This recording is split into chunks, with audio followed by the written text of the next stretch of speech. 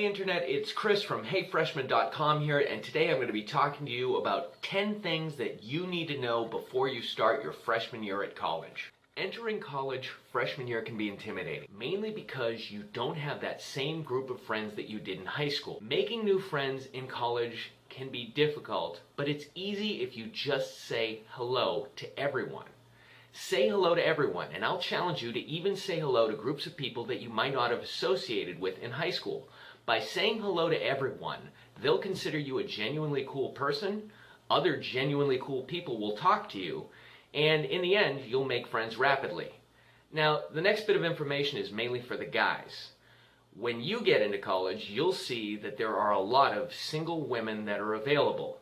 Guys approach single women in the college scene in two different fashions. Firstly, they'll go and hit on them. Secondly, they might shy away and not even talk to them in the first place. The best way to try and meet a single woman in college and develop a relationship is actually just saying hello.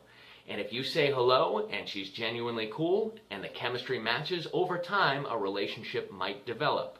But don't be that guy who hits on women all the time. Get involved with student clubs and organizations. As a student, I had a number of people tell me that student involvement results in better grades. I don't know if there's research to support that or if it's just a rumor, but I do feel there's a degree of credibility within there. If you're involved in student clubs and organizations, you might build a better sense of community within your college and carry that sense of community over into your classes and try harder. Or maybe through your club and organization you have a lot of responsibilities and you'll need to learn time management skills. And through learning time management skills, you can prioritize study time, and that would make you get better grades. Student participation in clubs and activities is very important because you can meet new people, you can have a lot of fun, and in the end it doesn't hurt to have on your resume. Learn how to isolate yourself. Campuses are filled with people, and sometimes you just need secluded space where you can be alone so you can put all of your efforts into studying, or maybe you just need a secluded space so that you can de-stress. It's very difficult to do. If you live in the dorms, they're very highly populated by students, and it's hard to find a moment for yourself. If you're a non-traditional student, it's even harder because you always have family pestering you for one thing or another. So find a spot on campus that is isolated where you can get whatever you need to do done. Make it a point to at least live on campus for a year. It's just something that you have to try. Some of the best memories I have about college were from living in the dorms and all the craziness that ensued. While commuter students are getting up early and making the long drive into campus and then spending countless minutes searching for parking spaces, you can just walk a short distance to your class after sleeping in a little bit more. As a resident assistant for 3 years, I can tell you that there were things I've seen in the dorms that I wouldn't see anywhere else. A lot of the stories I have from the dorms, I remember far more than anything I ever learned in class. In most colleges, someone somewhere is going to offer you a drink.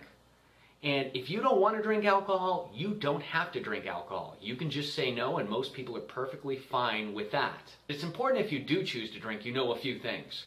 First off, alcohol costs money, and the more money you spend on alcohol, the less you'll have for other things you need it for. Alcohol has a bunch of legal consequences, whether it be student conduct code violations to more serious legal matters like underage drinking, public intoxication, driving under the influence, or even sexual assault charges. Make sure to take the time to keep in touch with those people who are important to you. Family, friends, significant others. You need to make sure that you're in contact with these people. The good news is, no matter how far away you are at college, technology is always making it easier to reach out to these people.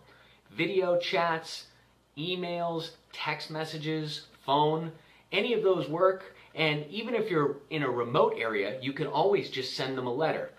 Make sure to do this. But freshman year can be a tough time, and you can get very lonely. So don't spend too much time doing this. You want to take time to live your own life at college and be sure to get the full experience. Okay, now I've got some other vlogs and blogs on this, but avoid the college bookstore at all costs. It's a trap. Everything in there is overpriced, and one of the most overpriced things are the textbooks. And notice how in every freshman orientation tour, they will usually take you by the bookstore in hopes that you buy things there.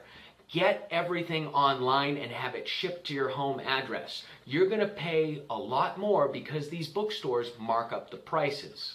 The only reason that you should be going into the campus bookstore is if for some reason your school isn't posting which textbooks certain classes are using, and then only go in and write down which books belong to which classes.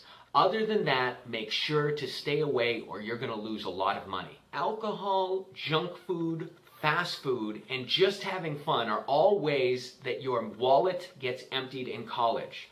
You need to watch your spending. Be careful with what you choose to spend your money on because jobs on campus don't pay that much. Additionally, if you get a credit card offer in the mail, tear it up.